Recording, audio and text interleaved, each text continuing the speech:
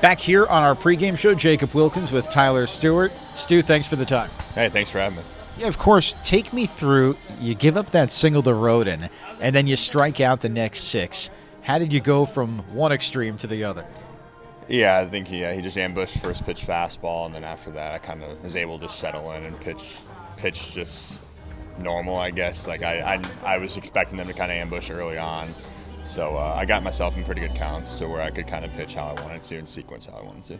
Yeah, their success seemed to be being aggressive. How did you go about mixing those pitches? A lot of sliders and mixing in the fastball for all those strikeouts. For sure, yeah. Just kind of plus-minus game. There's a little bit of a chess game out there. I watched them the first 3 games we played them this year, and then I watched them the first 2 games this week, and they're super aggressive on fastballs early. With that being said, they can hit the off-speed pitch later in the count as well. So like I was just trying to establish fastball, finish with off-speed, or vice versa, and kind of just mix it up. Like I said, it's kind of a chess game out there. A career high 12 strikeouts, but also you were able to work efficiently. How were you able to develop those 2 strike counts so quickly? Yeah, like just working ahead. First pitch strike's always big, and then when you are behind the count, just make sure you get to those advantage counts as quick as you can, because I mean, if you're pitching at 3-1, 2-1 all the time, it's just not an easy game to pitch. So my main focus was just pitch by pitch and just working one pitch at a time. Are you just feeling it as those strikeouts start to accumulate, or are you not even aware of the total?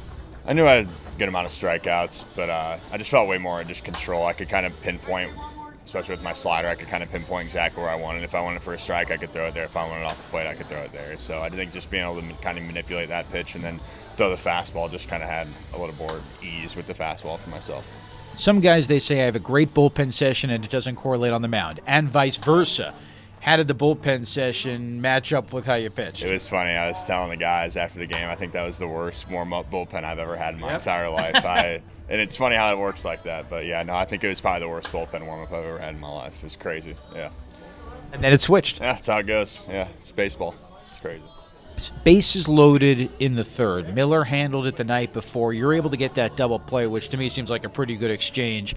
How do you adapt in those situations? Yeah, just making the pitch, just that pitch-by-pitch focus there, and obviously reading scouting reports, kind of knowing the weaknesses of hitters and using my strengths at the same time. I was kind of able to just get a ground ball there when I needed it, and it worked out good for me. It was a great play behind me, and then I was able to get a strikeout after that, so that was a good relief.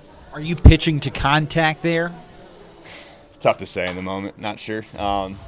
Yes, I mean, if you want to induce a ground ball, you can get a double play. That's nice. At the same time, if I get a strikeout, then a double play, then no run score. But it just, yeah, I mean, I had a righty up at the plate, and I was able to get a ground ball, and I was fortunate for it.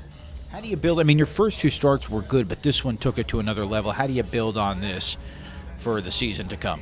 Yeah, it's a good confidence boost. I know my first 2 weren't as sharp as I wanted to, but during the week I was just constantly focusing on, like, as opposed to just working inning by inning, I was way more focused on pitch by pitch, and I think that was the big difference this week. All right, let's shift to another team that did pretty well last night on paper, your Bears. Your thoughts on the draft?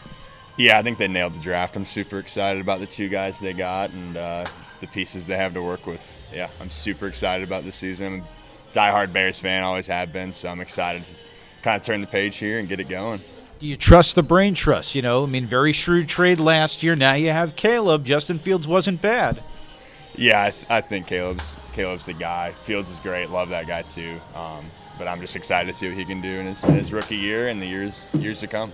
Yeah. They say, though, the teams they're made in those 2nd and 3rd rounds, so tonight's just as big. I know it, yeah, exactly. You never know. You never know. I'm excited for it, though. Yeah. You have a fun Bears memory as a kid? Nothing that really sticks out. I was at the game where, I can't remember what year it was. It was probably like 2012, somewhere in there. It was opening day, and Calvin Johnson caught a touchdown before he crossed the goal line, dropped it, about to celebrate, I think. And the Bears won. I think that was like my biggest memory as a Bears kid. But yeah, they won made it to the Super Bowl in 2006. Didn't win it though. But yeah, not a ton of memories. I love going to Soldier Field. It's a great place. So yeah. Historic. Thanks for the time, Steve. Definitely. Thank you. Appreciate it.